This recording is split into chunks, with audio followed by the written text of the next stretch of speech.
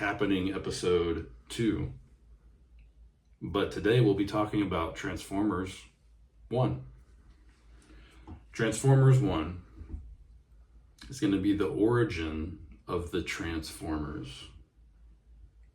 I started out watching Beast Wars as a child with Waspinator and Optimus Prime being a monkey. And quality 3D. Yeah, at the time. That does not hold up right now. Yeah. I probably watched my favorite episode like about 6 months ago. And I was just like, this CGI was so bad. Well, even the quips and stuff, because I think it's classic episode 1 where someone tells Optimus something, he goes, "That's just Prime. That's just Prime. That's just Hell Prime. Yeah, that's my name." But, that show was Tip Top Magoo. The Dinobot episode is my favorite one. But let's get back to this movie, bud. Right. So, it is the story of Optimus and Megatron, but they do not have those names yet, and they are mining for energy because all the energy be gone because they got into a war. So there's no humans whatsoever in this film, which already makes it better than most.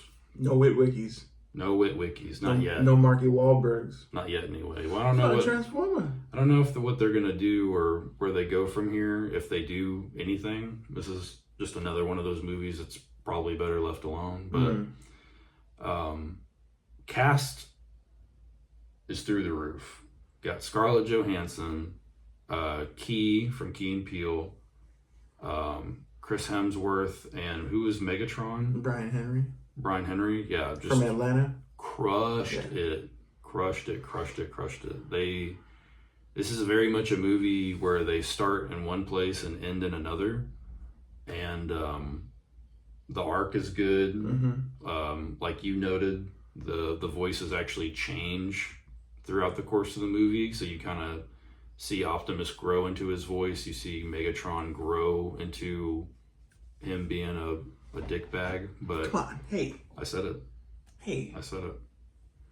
No, I thought it was amazing. I thought the way that they broke it down in those arcs, showing you how reckless Optimus was, going around trying to figure out where the leak is, because he wants to be the problem solver, the savior, basically, of Cybertron. If he finds the what is it called, the matrix of leadership. Yeah, which is the MacGuffin. Yeah. Can I find the MacGuffin? Yeah, so it's like if he finds it, the rest of the Cybertron will be healed and full of energon. Yeah, as the movie unravels, John Hamm, who plays Sentinel Prime, is kind of like is basically their only Prime, and it's their leader. They used to have a bunch of Primes, but were all lost to the war. And that's the reason why they're having to mine for Energon, and Energon, and so they look up to Sentinel Prime as like that is their guy. Like they worship him. He says mine harder. They're like, fuck yeah, dude. I could do that all day. Hold on. Especially because you said it. Yeah. Come on, let's do it. They're buying his Primes and they're buying his Gatorades and whatever else. I love seeing the bond between him and Megatron. I do not know what they were called beforehand. Like they had other names, but we're just going to use their actual names. Orion was Optimus, and like Marky Mark was Megatron. M something. Or no, D. Yeah. It was D something. Yeah. Yeah, it was really cool to watch that unravel. I took my 7-year-old to this movie thinking that, it just wasn't going to be it. It was going to be like a made-for-TV movie. It was not. It was fucking great. Like, the whole movie is, they start mining, they hear of a race, they hop in the race to try to prove that mining bots, although they can't transform, can compete with the best of the best bots out there. So everybody else turned it into a car and a plane. They just have jetpacks and a dream. And a dream. And friendship. That conquers try their hardest to make it to the end, and they almost finish first, except D gets hit by something, and then Optimus goes back for him, and then D goes, go on without me, and Optimus is like, I'll never do that, idiot. And then, they don't really even, right. And then they don't even really like finish the race, but are kind of extracted out of there. And then Sentinel Prime was, they think that Sentinel Prime's going to come down on them and be hard on them, but is actually really impressed with the way things went. So he guarantees them, some paradise, let them hang out in his like cool break room or something like that, only for them to, only for their boss to find them first, and they get kicked into the smelter. Yeah. The place where things go to die. And so they get locked in there. They find this version of Bumblebee. Bumblebee's hilarious. Yeah, absolutely. That's who Key plays. But I think the little, like, of course there's a bunch of jokes in here that don't land. It is a kid's movie. But a lot of the Bumblebee stuff landed for me. Yeah. Like him having like the friends that he made. Yeah. And then he keeps killing them on accident. Yeah. Oh no. Yeah, Steve. Yeah, like that. Very simple, but very, very funny. But because I took Lil to go see it, and every once in a while, like if I see her down the hallway, she'll turn around and she'll go, "Badass of Ryan." Yeah, exactly. Yeah, we do that every once in a while. I heard her say that before I saw the movie, so I was like, "What, dude?" I was like, all right. Don't get the reference. No, then get it together. But it was very funny, very cute shit, dude. They brought the funny with Bumblebee, and I think they did a good job on that one too. Yeah, it was great. They so from there they find a little map. They go and find the MacGuffin, the Matrix of Leadership. Find one of the primes that is just shut down and not dead. Well, they don't find the Matrix of Leadership. Well, they find, as they're seeking they find the one prime that is shut down and not dead. Turn him on. He gives them the scoop that Sentinel Prime, played by John Hamm, very well, I might add. Very well. Is a huge dickhead, not cool, and has turned on the primes to rule over all of the bots. As long as he lets the baddies win, the alien invaders, whose name escapes me at the moment. It's like the Trions or whatever. They're little buggies. They're really gross. They're like robo buggies. They're the same dudes from the movie that how there's a little bowl and they keep throwing people down in the cartoon movie that I enjoy watching. Sure, that's those guys. So from there they take a stand against Sentinel Prime. Megatron just wants to rip his head off. Optimus just wants to, throw him in exile or whatever. And this is the part of the movie where just everything comes to a head and is super badass. I had tears in my eyes. A grown man, super manly man at that. Ultra manly. Ultra man. Yeah, tears in my eyes. It was just like the turn once Megatron knew the outcome of that fight. He was just like, let's light this motherfucker on fire, dude. Exactly. Yeah. Lied to you see his hatred grow and grow and grow in that short period of time because their hero killed his favorite prime and then also talked a lot of shit about him. Not cool. Not cool, man. Rest in peace. He would go to your house and say, hey, your Jesus is not good as my Jesus, Starscream starts running his mouth. He gets fucking punked out. That's the thing about it.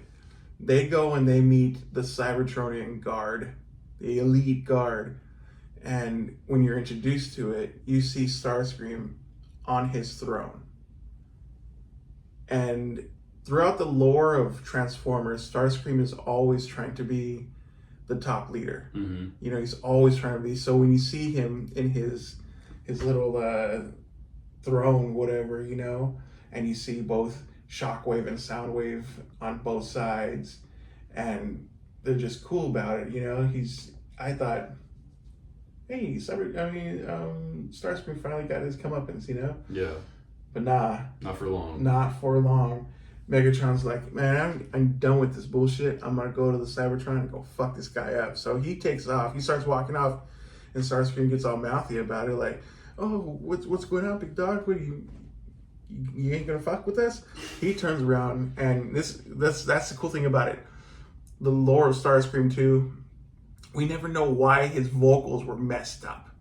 You always hear like, he's always got the high pitch and fucked up voice. So he's talking normal, and Steve Buscemi, and he's talking normal, and fucking Megatron just grabs his throat and just starts squeezing the life out of him, you know. And you hear the audible change in his voice right after that, and I was like, dude, fuck yeah. Yeah, and he has to get pulled off of him, and then they get ambushed by Sentinel Prime plus his boys.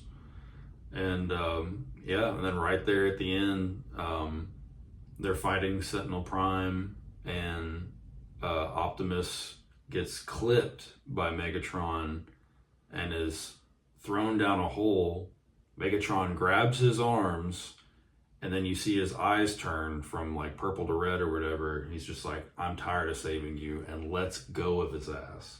Like Mufasa style. Hell yeah. Thrown in the pit. We're done with you.